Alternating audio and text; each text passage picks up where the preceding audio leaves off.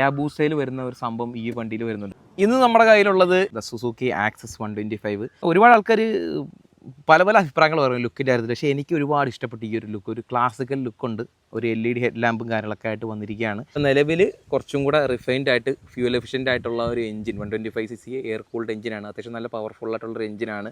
ഒരേ സമയം ഒരു എൻഡോർക്കായിട്ടും ഉപയോഗിക്കും, ഒരേ സമയം ഒരു ആക്റ്റീവായിട്ട് ഉപയോഗിക്കും. രണ്ടിൻ്റെ ഒരു ബ്ലെൻഡാണ് ഈ ഒരു വണ്ടി.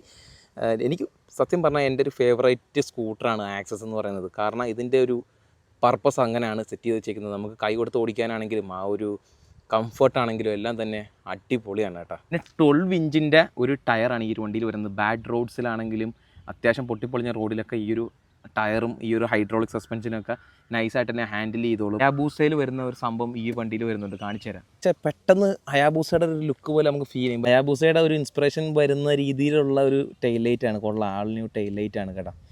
അപ്പോൾ ഒരു 60 മേബവും മൈലേജും കേരളമൊക്കെ നമുക്ക് ഈ ഒരു വണ്ടിയുടെ ഭാഗത്തുനിന്ന് പ്രതീക്ഷിക്കാം.